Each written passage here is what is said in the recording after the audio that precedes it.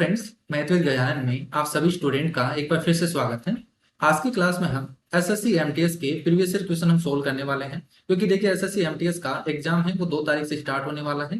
तो जो भी स्टूडेंट एमटीएस का एग्जाम देने वाला है उन सभी स्टूडेंट के लिए आपको देखो नया कुछ पढ़ने की जरूरत नहीं है। अब जितना कुछ आपने पढ़ लिया है उन सभी को आपको रिवाइज करना है और ज्यादा से ज्यादा आपको मॉक टेस्ट लगाना है, ठीक है। और जितने भी क्वेश्चन प्रीवियस में पूछे गए हैं उन सभी क्वेश्चन आपको सोल्व करने हैं। तो हम एक सीरीज स्टार्ट कर रहे हैं जिसमें आपको 2021 में जितने भी जो पेपर हुए हैं उन सभी के आपको सॉल्यूशन है, बिल्कुल एग्जाम अप्रोच से आपको यहाँ पे मिल जाएगा। तो इसमें हम 25 क्वेश्चन सोल्व करने वाले हैं। रेगुलर आपको एक वीडियो मिल जाएगी जिसमें 25 क्वेश्चन एग्जाम अप्रोच से सोल्व करेंगे। बिल्कुल कम टाइम लूंगा आपका, 25 क्वेश्चन आपको 30 मिनट के अंदर अंदर आपको कंप्लीट करवा के प्रोवाइड कर दूंगा किस तरीके से आपको एग्जाम में इन क्वेश्चन को सोल्व करना है, ठीक है। ज्यादा टाइम अपन वेस्ट नहीं करेंगे क्योंकि आपका भी एक टाइम इंपॉर्टेंट है और मेरा भी टाइम इंपॉर्टेंट है। और अगर कोई स्टूडेंट नोट्स लेना चाहता है तो नोट्स ले सकता है, इन नंबर पे आप व्हाट्सअप कर दीजिए। अगर आपको कुछ ज्यादा इन्फॉर्मेशन चाहिए इनकी डेमो वगैरह लेने के लिए, इसमें आपको देखो मैथ वगैरह मिल जाएगी, रीजनिंग मिल जाएगी, इंग्लिश वगैरह मिल जाएगी, जो भी सिलेबस है उसके अकॉर्डिंग, ठीक है, सिस्टमेटिक वे में मिल जाएगा। देखिए नेक्स्ट आपको क्वेश्चन स्टार्ट करते हैं अपन। देखो पहला क्वेश्चन आपसे बोला है कि एक समबाहु त्रिभुज है, इसकी प्रत्येक भुजा कितनी है, 16 मीटर है।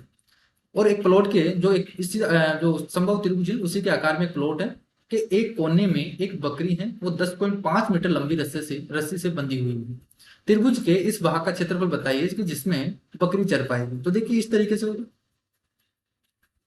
कि एक ट्राइंगल है जो इक्विलेटरल ट्राइंगल है, इसकी रेडियस आपको सॉरी इसकी साइड दे रखी है 16 मीटर, 16 मीटर सभी दे रखी है।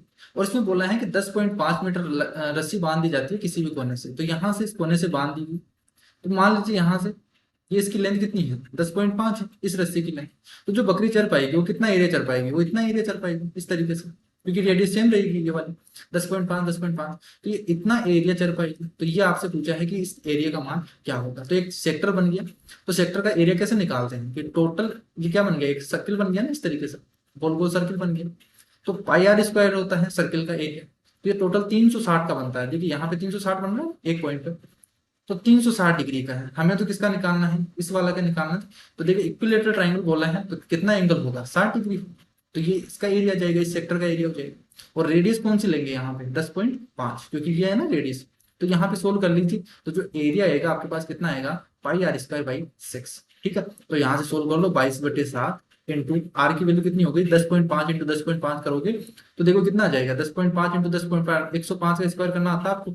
एक बार 105 यानी 100 से कितना जाता है, 5 जाता है, तो 110 और 5 का स्क्वायर कर दो, तो 10.25 का कितना होगा, 110.25 हो जाएगा।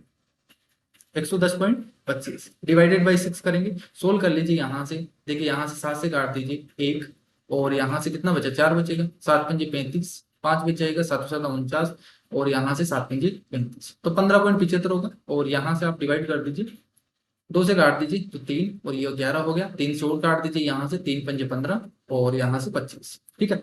तो 5.25 को 11 से गुना करना है तो कितना आएगा, 55 से ज्यादा आएगा, ठीक है, 55 से थोड़ा सा ज्यादा आएगा। और यहाँ पे 2 पॉइंट समथिंग और होगा, तो कितना आ जाएगा इसका आंसर, 57.75। आपको देखो कंप्लीट सोल्व नहीं करना है एग्जाम में, आपके पास एक आइडिया लगाना है। कैलकुलेशन ज्यादा आपको देखो, जहां पे भी कैलकुलेशन ज्यादा हो तो आप आसपास में चले जाइए। पूरा कंप्लीट कभी भी नहीं सोल्व करना आपको एग्जाम में। ज्यादा सोल्व करोगे बिल्कुल बच्चों की तरफ तो टाइम ज्यादा लगने वाला है, ठीक है। नेक्स्ट क्वेश्चन देखो, 5 संख्याओं का एवरेज है वो 40 है। यदि पहली 4 संख्याओं का एवरेज इतना है तो 5वीं संख्या का क्या होगा। जब भी एवरेज का क्वेश्चन आए आपको थॉट प्रोसेस करना है। कैसे करेंगे, देखो आपको बस ये मान लेना है कि जो संख्या दे रखी है आपको एवरेज दे रखी है। अब देखो यहाँ पे 5 व्यक्तियों में बांटा गया, नहीं 5 संख्याएं दे रखी है, तो आप ऐसे मान लीजिए कि 5 व्यक्ति हैं टोटल, आपके पास 5 दोस्त हैं और 5 दोस्तों में 40-40 रुपए बांटना है, ठीक है। अब देखो कैसे करते हैं, 40-40 रुपए सबके हिस्से में आएंगे। अब पहला बंदा है वो 50 रुपए ले गया, यानी कितने रुपए ज्यादा लेके गए, 10 रुपए ज्यादा लेके गए। दूसरा बंदा है वो कितना रुपए ज्यादा लेके गया, 40 से 12 रुपए ज्यादा लेके चला गया। और तीसरे बंदे को कितना हुआ, 5 रुपए कम मिले हैं उसको 40 से, तो ये 5 रुपए उसको कम मिले हैं। और जो चौथा बंदा है, ठीक है, उसको कितने कम मिले हैं, 4 रुपए कम, सॉरी 6 रुपए ज्यादा मिले हैं, 40 रुपए ये मिले ना। तो 5वें बंदे को बताना है कि 5वें जो आपके पास जो दोस्त था उसको कितने रुपए मिलेंगे। अब देखो यहाँ से 6 रुपए ज्यादा मिले, इसको 12 रुपए, इसको 10 रुपए, तो यहाँ से कितना हो गया, 22 और 6 28, 28 माइनस 5 कर देंगे, इसको तो कम मिला ना, तो 28 माइनस 5 यानी 23 रुपए ज्यादा लेके चले गए 4 दोस्त, ये चार दोस्त क्या लेके गए, 23 रुपए ज्यादा लेके चले गए। तो अगर 23 रुपए ज्यादा लेके गए तो पांचवें व्यक्ति के पास 40 रुपए तो होने चाहिए था ना, लेकिन 40 रुपए में से 23 रुपए तो पहले ही लेके चले गए, वो चारों दोस्त लेके चले गए। तो इसके हिस्से में कितना आएगा, 23 रुपए कम आएगा। तो 23 रुपए कम आएगा तो कितना आएगा, इसके हिस्से में 17 रुपए आएगा। ठीक है, इसको माइंड में कैसे करते थे, देखो कैसे करेंगे माइंड में, डायरेक्ट आपको देखना है कितना डिफरेंस है यहाँ से 40 से, कितना ज्यादा है कितना कम है। तो यहाँ से 10 रुपए ज्यादा है, ये 12 रुपए ज्यादा है, ये -5 कम है, और यहाँ पे 6 रुपए ज्यादा है। आपको टोटल कर देना, माइनस को घटा देना है टोटल में से, अगर माइनस आता है यहाँ पे जोड़ देते हैं। ठीक है, यहाँ पे प्लस में आया है तो यहाँ से ये 23 रुपए ज्यादा लेके चलेगी, तो 23 रुपए यहाँ से कम कर दो, आंसर आ जाएगा 17। क्लियर है, तो यहाँ पे पेन लगाने की जरूरत नहीं थी। ठीक है, डायरेक्ट कर सकते थे अपन। नेक्स्ट क्वेश्चन देखो, डीआई का क्वेश्चन है कि पीला और नीले रंग पसंद करने वाले छात्रों की संख्या में अंतर कितना है। येलो और ब्लू में कितना डिफरेंस है, देखो यहाँ पे 100 का डिफरेंस है, ये हो गया आंसर। नेक्स्ट देखो, 1300 और 1450 दे रखा है ए और बी की वैल्यू। पूछा है कि बी ए से कितने प्रतिशत अधिक है, कि 1300 से कितना अधिक है। तो यहाँ से 150 अधिक है, 150 अधिक है कितने से, 1300 से, इंटू 100 करेंगे तो यहाँ से कर दीजिए। 13 से डिवाइड करना है तो कितना आ जाएगा, 11 पॉइंट समथिंग आएगा, ये हो गया आंसर। नेक्स्ट देखो, एक घन की प्रत्येक भुजा है वो 4 सेंटीमीटर है। घनाभ की प्रत्येक भुजाएं हैं, जो घनाभ की भुजाएं साइड है एल बी एच, वो कितनी है, 2, 3 और 4 है। घन का आयतन और घनाभ के आयतन में अंतर बताइए। तो बताइए, इसका आयतन तो कितना होता है, एक क्यूब होता है ना, साइड क्यूब, तो ये तो कितना हो जाएगा 64। और इसका आयतन कितना होता है, L into B into H, तो 4 दिया 12 और 12 दूना 24। तो बताइए यहाँ पे डिफरेंस कितने का है, 40 का। बस इतना इजी आता है, देखो बहुत ही इजी आता है अगर आप बिल्कुल ट्रिकी तरीके से करते हो। ठीक है, थोड़ा सा आपको थॉट प्रोसेस लगाना, माइंड ज्यादा लगाना, लिखना कम है आपको, तभी आपका टाइम हो पाएगा, टाइम में हो जाएगा। बाकी ज्यादा कुछ दिक्कत नहीं आएगी, क्योंकि एमटीएस में है 20 क्वेश्चन आने वाले हैं मैथ के, और 20 क्वेश्चन रीजनिंग के आएंगे, और आपको 45 मिनट मिल रहे हैं। ठीक है, तो टाइम की तो कमी नहीं रहेगी अगर आप ठीक तरीके से करते हो, ठीक मेथड लगाते हो। अगर आप बेसिक में फंस जाओगे तो ये भी आपका कम मिलेगा आपको टाइम। एक दुकानदार 3 उत्पाद हैं ए बी सी खरीदता है और उन्हें क्रमशः 20%, 30% और 40% के लाभ पर बेचता है। यदि इन्हें उत्पादों के क्रय मूल्य का अनुपात आपको दे रखा है, कॉस्ट प्राइस दे रखी है वो उसका कितना रुपए है, तो उनका विक्रय मूल्य बताना है। तो ये मान लीजिए, देखो इजी मान लेते हैं अपन, 4:3:2 है ना, तो मैं इसे मान लेता हूँ 40 है, ये 30 है और ये 20, तीनों का। ठीक है, कॉस्ट प्राइस है, इसको 20% प्रॉफिट पे बेचता है, तो 40 का 20% कितना हो गया, 8 रुपए ज्यादा में बेचेगा, कितने रुपए, 48 रुपए में बेचेगा। 30% ज्यादा में बेच रहा है तो 9 रुपए ज्यादा में बेचेगा, कितने में बेचेगा, 39 रुपए में। और यहाँ पे 40% ज्यादा बेचेगा तो कितने में बेचेगा, 8 रुपए ज्यादा में बेचेगा, तो 28। तो ये रेशियो आपसे पूछा है, सेलिंग प्राइस का रेशियो कितना आ जाएगा, 48, 39 और 28। नेक्स्ट क्वेश्चन देखिए, वापस एवरेज का आ गया। क्या करना है, 21 क्रमागत प्राकृत संख्याओं का औसत है वो 53 है। ठीक है, रेगुलर आपको नेचुरल नंबर दे रखी है, इन 21 संख्याओं में सबसे छोटी संख्या का मान आपको बताना। तो जो नेचुरल नंबर होगी वो किस तरीके से होगी, जैसे मान लेता हूं मैं सबसे छोटी संख्या अक्स है, फिर नेक्स्ट वाली कौन सी होगी, x+1 होगी क्योंकि रेगुलर बोलना है, फिर दूसरी क्या होगी, x+2 होगी, फिर x+3 होगी, और इस तरीके से चलती जाएगी। अब देखिए यहाँ से 1 2 3 एक छोड़ के चल रहा है, तो जो लास्ट वाली संख्या वो होगी वो कितनी होगी, x+20 होगी ना, क्योंकि यहाँ पे टोटल 21 संख्या है ना, तो एक कम हो जाएगा यहाँ से, तो x+20 होगी लास्ट वाली संख्या। इनका सम कितना होना चाहिए, इनका सम कितना होना चाहिए, देखो प्रत्येक का कितना है, 53 है प्रत्येक संख्याओं का औसत, तो 53 है, तो 21 संख्याएं हैं, तो 21 इंटू 53 होगा क्या इनका सम। ठीक है, इनका सम ये होना चाहिए। अब देखिए यहाँ से सम निकालेंगे तो क्या हो जाएगा, अक्स अक्स अक्स, इस तरीके से सम को जोड़ेंगे तो टोटल कितनी बार अक्स है, 21 बार अक्स है, तो 21 अक्स प्लस 1 2 3 4 5 6 इस तरीके से कितनी बार है, 20 तक है, तो 20 तक के सम क्या होता है, इसका फॉर्मूला क्या होता है, n+1 डिवाइडेड बाई 2, यानी 20 इससे आगे वाली संख्या 21 डिवाइडेड बाई, इसका सम कितना आना चाहिए, 21 इंटू 53 आना चाहिए। सोल्व करेंगे, देखो 21 21 और 21 कट गया, यहाँ से 2 से काटेंगे 10, तो यहाँ से x की वैल्यू कितनी आ जाएगी, 10 उधर चला जाएगा तो कट जाएगा, कितना आ गया 43। ठीक है, 53 - 10, तो सबसे छोटी संख्या क्या हो जाएगी, वो अक्स होगी, क्योंकि हमने यही तो माना था सबसे छोटी संख्या क्या है, अक्स। सिंप्लीफाई करना है, देखो क्या करना है, सबसे पहले डिवाइड भी सोल्व करते हैं, तो यहाँ से तो कितना आ गया 2 आ गया। अब तो प्लस प्लस माइनस का करना है आपको, तो देखिए 25 - 2 23, और यहाँ पे जोड़ेंगे तो कितना आ गया, 11 9 20 और 21 हो गया ना, तो 21 × 42 और कितना आ जाएगा 44। एक वस्तु को बेचते समय 20% और 30% की 2 क्रमागत छूटें दी जाती हैं। वस्तु के अंकित मूल्य और उसके विक्रय मूल्य का अनुपात क्या होगा। देखो सक्सेसिव डिस्काउंट दिया ना, तो फॉर्मूला क्या होता है सक्सेसिव डिस्काउंट का, a + b - ab/100, ये होता है। ओवरऑल आपको निकालना है अगर डिस्काउंट कितने का मिला टोटल। तो देखो यहाँ से लगा दिए 20 + 30 50, 50 माइनस 3 दूनी 6, 6 घटाएंगे तो 44% का क्या मिल रहा है आपको ओवरऑल डिस्काउंट मिल रहा है। यानी अगर कोई वस्तु 100 रुपए की है, ठीक है, उसका मार्क प्राइस कितना है 100 रुपए है, तो उस पर 44 रुपए का डिस्काउंट मिलेगा। यानी कितने में, देखो 44 रुपए कम में मिलेगा, 44 रुपए कम में मिलेगा तो बेचेगा कितने में, वो 56 रुपए में बेचेगा। इनका रेशियो पूछा आपसे कि मार्क प्राइस और सेलिंग प्राइस का रेशियो कितना होगा, तो देखो 4 से काट दीजिए तो 25:14। क्लियर है। नेक्स्ट देखिए कि एक कार्य का 1/2 भाग है वो 10 दिन में करता है, तो टोटल काम कितने दिन में करेगा, 10 10 इंटू 2 कर देंगे, ठीक है, ये वाला पार्ट गुना हो जाएगा, तो टोटल काम 20 दिन में करेगा। क्यों है, वो इसी काम को, इसी कार्य का 1/5 है वो 4 दिन में करता है, टोटल काम कितने में करेगा, 5 × 4 20 दिन में करेगा, ये भी 20 दिन में करेगा। दोनों एक साथ मिलकर उस कार्य को कितने दिन में करेंगे, तो देखो ये भी 20 दिन ले रहा है, ये भी 20 दिन मिल रहा है, तो दोनों मिलकर काम करेंगे तो कितने दिन में लगेंगे, आधा दिन, मतलब इससे कम हो जाएगा, ठीक है। इसका आधा कर दो, 20 का आधा कर दो, अगर दोनों सेम आते हैं तो इनका आधा कर दो, हमेशा आंसर वही रहता है। बाकी आप इस तरीके से भी कर सकते हो, टोटल वर्क मानना है तो इनका एलसीएम मानेंगे तो 20 ही आना है, ठीक है। तो यहाँ पे एक, इसकी भी एफिशिएंसी क्या हो गई, एक, दोनों मिलकर काम करेंगे तो एक दिन में 2 यूनिट काम कर रहे हैं, एक दिन में 2 यूनिट काम कर रहे हैं, 20 यूनिट काम कराना है 10। या आप ये भी लगा सकते हो, फॉर्मूला क्या लगा सकते हो, इसमें फॉर्मूला भी लगा सकते हो, x into Y divided by x plus A plus B के लिए। तो यहाँ से 20 × 20 डिवाइडेड बाई 20 + 20 करोगे 40, 2 से डिवाइड करोगे, यहाँ से कितना आ जाएगा 10, ठीक है। यदि 10 पुस्तकों का मूल्य 250 है तो देखो एक का कितना होगा, 25 रुपए होगा, तो 15 पुस्तकों का मूल्य पूछा, ये भी कोई क्वेश्चन होता है क्या, 25 × 15 कर दो आप, तो कितना आएगा 375। नेक्स्ट देखो, यदि ब्याज को वार्षिक रूप से समायोजित किया जाता है तो 24,000 रुपए पर 10% प्रति वर्ष की दर से 2 वर्षों का चक्रवर्ती ब्याज क्या होगा। तो जब भी आपको कंपाउंड इंटरेस्ट हो ना, तो ज्यादा से ज्यादा आपको इफेक्टिव रेट का कंसेप्ट लगाना है। जब इफेक्टिव रेट अगर हार्ड पड़ती है तो फिर हम लगाएंगे रेशियो में, ठीक है।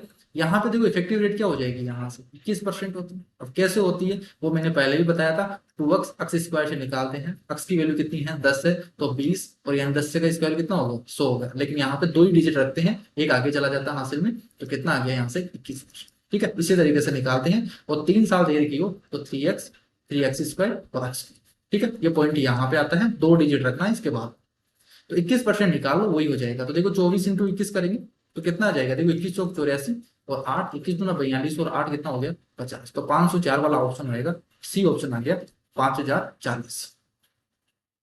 यदि किसी शंकु की ऊंचाई और आधार त्रिज्या दोनों को दुगुना कर दिया जाए तो शंकु का आयतन पिछले वाले आयतन का कितने गुना हो जाएगा। तो देखो आयतन क्या होता है, शंकु का आयतन 1/3 पाई r² h होता है ना, यानी डिपेंड किस पे कर रहा है, ये r² h पे डिपेंड कर रहा है, इसी पे डिपेंड कर रहा है ना। तो रेडियस को क्या किया गया, यहाँ पे शंकु की ऊंचाई और आधार दोनों को दुगुना कर दिया, तो रेडियस को भी दुगुना कर दिया, तो यहाँ पे कितना गुना हो जाएगा 4 गुना हो जाएगा, 2 का स्क्वायर होगा 4 गुना, इंटू यहाँ पे हाइट को 2 गुना कर दिए तो 2 गुना, तो बताइए टोटल ओवरऑल इसका आयतन जो होगा वो कितना होगा 8 गुना, ठीक है। इसमें पेन लगाने की जरूरत थी क्या, बिल्कुल इजी क्वेश्चन है। वर्ष 2020 में एक शहर की जनसंख्या 2 लाख थी, जनसंख्या वृद्धि की दर 8% थी, और 2022 में आपसे पूछा है कि कितनी होगी। देखो 2020 में थी और 2022 में, 2 साल में इंक्रीज हुई है, तो 2 लाख उनकी जनसंख्या थी, और 8% से इंक्रीज हो रही है। अभी मैंने आपको बताया कि जब भी सक्सेसिव आता है तो फॉर्मूला क्या लगाते हैं, A+B+AB/100, ठीक है। डिस्काउंट होता है तो यहाँ पे माइनस हो जाता है ओवरऑल निकालने के लिए, यहाँ पे सक्सेसिव इंक्रीज हो रहा है तो यहाँ पे प्लस का आ जाएगा। तो देखो 8% से निकालेंगे तो 8 दूनी 16, 16.64% होगा, कितना होगा 16.64% इंक्रीज होगा। इंक्रीज होने के बाद पूछा है तो देखो 2 से गुना कर दो, यहाँ से डायरेक्ट निकालो कि 2 लाख का 16.64% कितना होगा, तो 100 गुना 32 और यहाँ से 33.28 होगा लगभग, यानी कितना हो जाएगा यहाँ से 33.28, और यहाँ से 2 जीरो से कट के और यहाँ से 3 जीरो आना है, तो ये हो जाएगा आपके पास। तो 33,280 इसमें ऐड होना है, कितना आ जाएगा यहाँ से 2 लाख तो है, और 33,280 इसमें ऐड कर दो, बस यही ऑप्शन होगा। तो यहाँ पे तो देखो 1664 है ना, इसको आपको बस 2 से गुना ही करना था, तो यहाँ भी पता चल गया। आप देखो 4 दूनी 8 है, यहाँ पे 4 दूनी 8 और 6 दूनी 12, तो लास्ट के 2 डिजिट आएंगे वो कितने आएंगे 28 आएगा, एक ही ऑप्शन है ये हो जाएगा, ठीक है। पूरा भी नहीं सोल्व करना आप, लास्ट के डिजिट देख लो, अगर लास्ट का डिजिट भी सेम होता है तो आप देखो इसका सेकंड वाला डिजिट चेक करो, 2 डिजिट चेक कर लो और फिर आगे दिए गए भिन्नों में आपका एलसीएम बताना है। देखो एलसीएम तो हम निकालते हैं, हमेशा ही निकालते हैं, टाइम एंड वर्क में भी करते हैं इस टाइप का। तो 2/3, 3/7 और 4/9 होता है। तो ऊपर वाले डिजिट का एलसीएम ले लो, वही इसका एलसीएम होता है। कितना आएगा? 12 आएगा। ये देखो, ये अच्छा सवाल। एक नाव धारा की दिशा में एक निश्चित दूरी तय करने में 16 मिनट लेती है, और धारा की विपरीत दिशा में वही दूरी को तय करने में, डिस्टेंस पहुंच रहे हैं दोनों तरफ, क्या हो रही है कि डिस्टेंस तो सेम, ये जाने में और आने में, करने में 24 मिनट का समय लेती है। यदि शांत जल में नाव की चाल आपको दे रखी है, अक्स की वैल्यू आपको दे रखी है, अक्स मान लेता हूं मैं नाव की चाल, और धारा की चाल को मैं वाई मान लेता हूं। ठीक है। तो देखो इनके डिस्टेंस तो कांस्टेंट दे रखी है, डिस्टेंस कांस्टेंट दे रखी है। क्या फॉर्मूला होता है कि distance is equal to speed into time, ये होता है। और टाइम आपको दे रखा है 16 मिनट और 24 मिनट। तो 16 मिनट और 24 मिनट दे रखा है ना, तो रेशियो निकाल लो यहाँ से। तो कितना आ जाएगा? 8 दूनी 16 और 8 दिया 24। तो टाइम का रेशियो दे दिया, टाइम का रेशियो दे दिया, तो स्पीड का रेशियो क्या हो जाएगा? इनवर्स हो जाएगा। क्या? क्योंकि डिस्टेंस तो कांस्टेंट है, यानी स्पीड क्या हो गई? प्रोपोर्शनल, इनवर्सली प्रोपोर्शनल हो गई टाइम पे। ठीक है। तो स्पीड का रेशियो क्या हो जाएगा? 3:2, ये हो जाएगा। लेकिन ये स्पीड कौन सी होगी? स्पीड कौन सी होगी? रिलेटिव स्पीड बोला है देखो यहाँ पे, धारा की दिशा में बोला है, यानी कि जो स्पीड होगी ना, ये x प्लस वाई की है। जैसे मान लीजिए नाव की है ना, तो धारा के अनुदिश चलेगा, डाउन स्ट्रीम चलेगा, तो स्पीड क्या होगी? x प्लस वाई होगी। और धारा के अनुकूल प्रतिकूल चलेगा, यानी अप स्ट्रीम चलेगा, तो x माइनस वाई होगी। ठीक है, यही तो है ना इसकी स्पीड। तो x प्लस वाई और x माइनस वाई का जो रेशियो आ गया वो कितना आ गया? 3:2।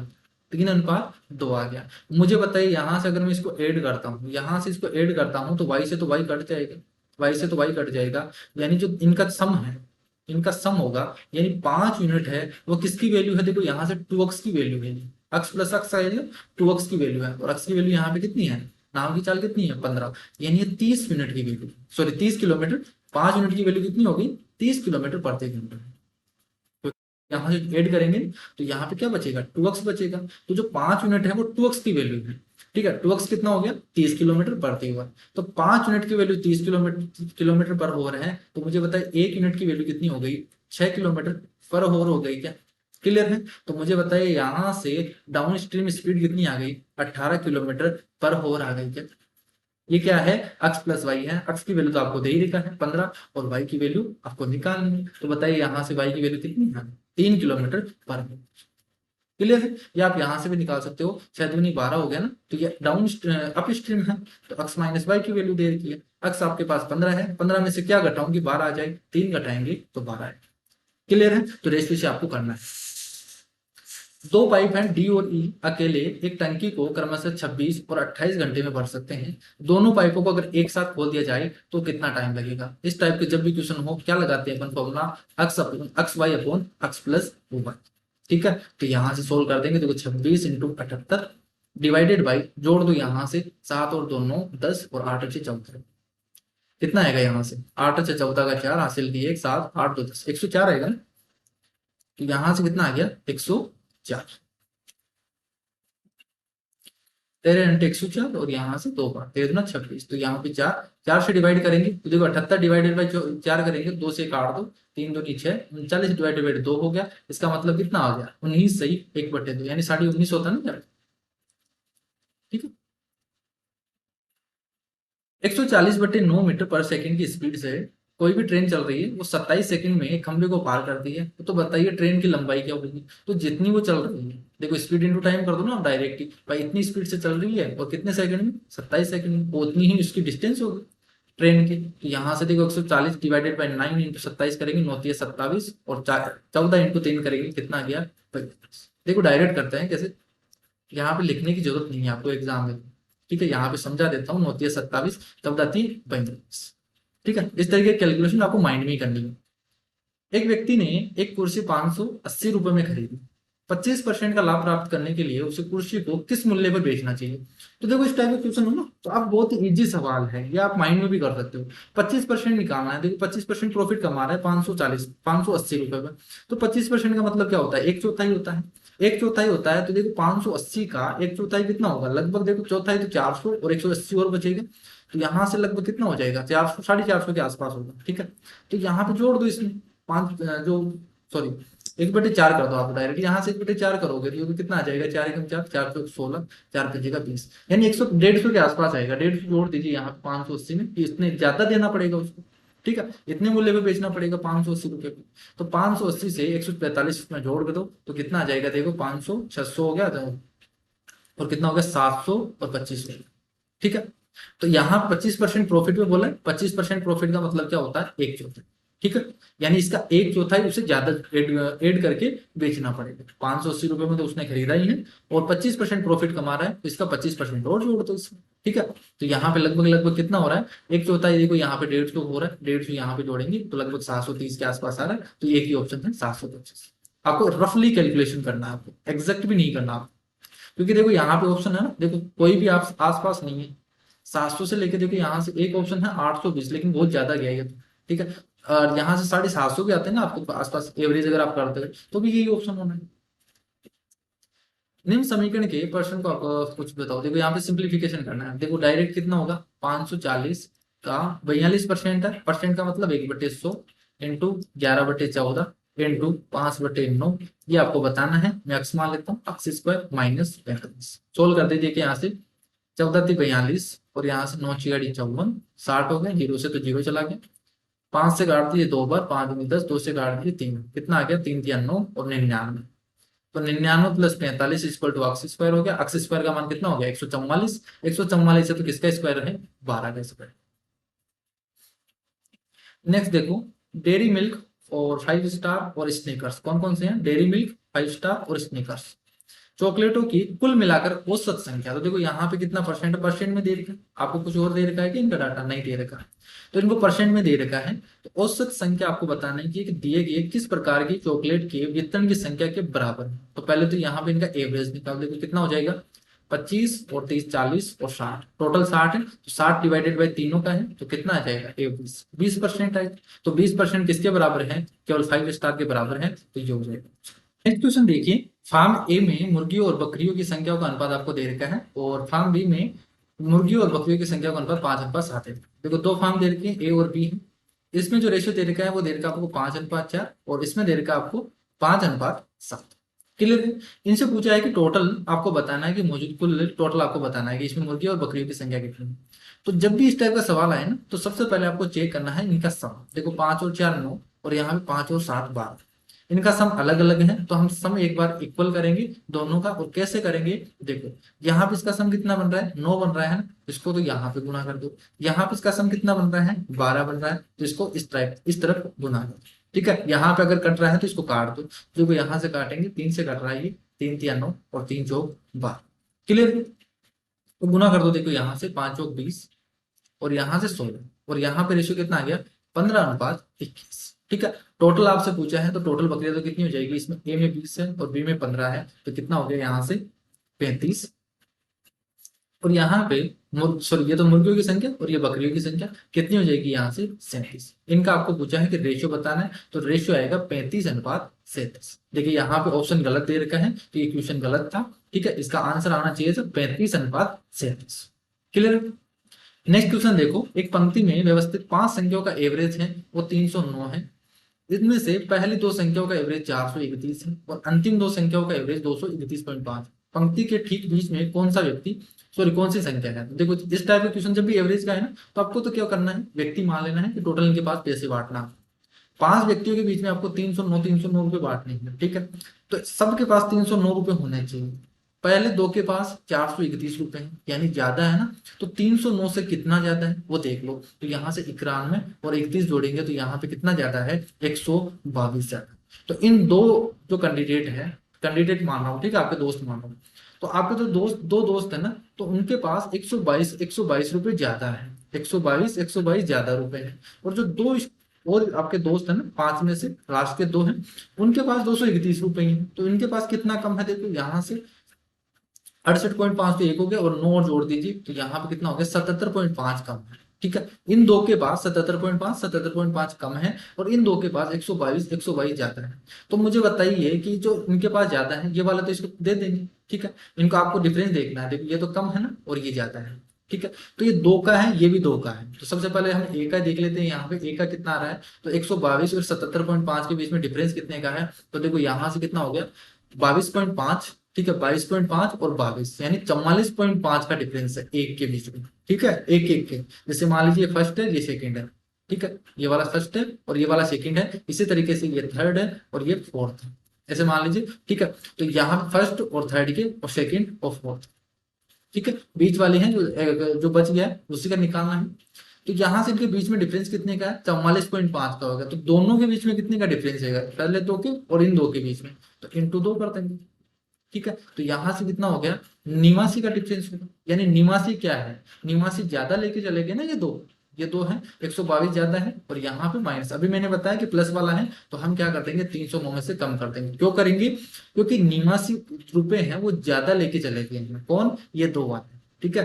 तो जो टोटल 4 5 कैंडिडेट थे, 5 में से 4 कैंडिडेट का देखे तो उनके पास जो 89 रुपए हैं वो ज्यादा है। तो 89 रुपए ज्यादा है, तो जो बीच वाला कैंडिडेट है, ठीक है बीच वाला कैंडिडेट है उसके पास 309 रुपए होने चाहिए थे, लेकिन उससे 89 रुपए ज्यादा लेके चले गए। तो 89 रुपए अगर उससे लेके चले गए तो बचे कितने रुपए उसके पास 220 रुपए। 309 में से 89 घटा दीजिए तो 220 रुपए ही बचे उसके पास। क्लियर है, ये तरीका आपको लगाना है थोड़ा प्रोसेस। अरुण ने एक पुराना कंप्यूटर खरीदा और उसकी मरम्मत पर 110 रुपए खर्च कर दिए। फिर उसने भोला को 20% के लाभ पर बेच दिया और भोला ने इसे 10% की हानि पर चंदन को बेचा। चंदन ने अंततः 10% के लाभ पर बेचा। ठीक है, जब भी इस टाइप का सवाल आए ना कि एक के बाद वो बेच रहा है, वो लाभ पे बेच रहा है, वो हानि पे बेच रहा है, तो जब भी इस टाइप का सवाल आए ना आपको एक लाइन में एक इक्वेशन बनानी है। कैसे बनानी है देखो, सबसे पहले मान लो कि कंप्यूटर जो खरीदा था वही तो पूछा नहीं कितने रुपए में खरीदा, तो मैं मान लेता हूँ 80 रुपए में खरीदा खरीदा। फिर उसने मरम्मत पर 110 रुपए लगा दिए, तो उसने 110 रुपए खर्च कर दिए, कितने रुपए हो गए, इतना रुपए खर्च आया उसके अरुण के। फिर उसने 20% के प्रॉफिट पे बोला को बेचा, तो 20% का मतलब 1/5 यानी 5 से कितने में बेचा 6 रुपए में बेच दिया। ठीक है, तो उसने भोला को बेच दिया। फिर भोला ने क्या किया 10% हानि पे बेचा, तो 10% हानि का मतलब कितना हो गया 1/10 यानी 10 रुपए में 1 रुपए कम करके बेचा है, यानी 9 रुपए में बेचा है। फिर चंदन ने इसे 10% के लाभ पे बेच दिया, यानी 1/10 से 10% का मतलब यानी 10 रुपए से 1 रुपए ज्यादा में बेचा है, 11 रुपए में बेचा।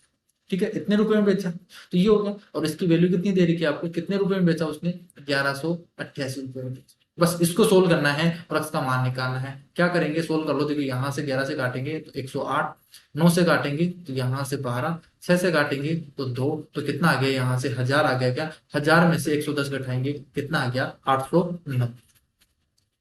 नेक्स्ट क्वेश्चन देखो, लास्ट क्वेश्चन है। मंगलवार, सोमवार और रविवार को स्टोर एस पर बेचे गए कंप्यूटर की संख्या। तो देखो रविवार, सोमवार और मंगलवार ये तीनों में एस द्वारा बेचे गए कंप्यूटर की संख्या कितनी है। देखो 68, 74 और 78 जोड़ेंगे तो देखो इसको 2 दे दो यानी 70 हो गया। तो 7 या 21, 210 तो 1 होगा और 220 इसके द्वारा बेचे गए 220। फिर बोला है कि बुधवार, मंगलवार, बुधवार और गुरुवार, मंगलवार, बुधवार, गुरुवार को पी द्वारा, तो इसके द्वारा। तो देखो 9 7 16 160, 160 और 5 जोड़ेंगे तो कितना आ जाएगा 210, 210 में से 1 कम कर दो 219। ठीक है, तो ये किसके द्वारा, पी द्वारा, ये एस के द्वारा। पूछा क्या है, इनके बीच में रेशियो पूछा है। तो देखो यहाँ से 11 से डिवाइड कर दो, 11 दूना 22 और यहाँ से काटेंगे 19, तो कितना आ गया इसका रेशियो 20:22। ठीक है, तो ये टोटल 25 क्वेश्चन थे जो मैंने आपको बिल्कुल एग्जाम में प्रोसेस, थॉट प्रोसेस से सोल्व करवाया है कि कैसे आपको एग्जाम में कम से कम टाइम में इन क्वेश्चन को सोल्व करना है। ठीक है, तो आज की क्लास में इतना ही। नेक्स्ट क्लास में मिलते हैं। इससे अगला जो भी शिफ्ट हुई थी, सेकंड शिफ्ट होगी, तो उस शिफ्ट को हम कंप्लीट करने वाले हैं। ठीक है, तो आज की क्लास में इतना ही। नेक्स्ट क्लास में मिलते हैं, तब तक के लिए bye bye, take care, thank you.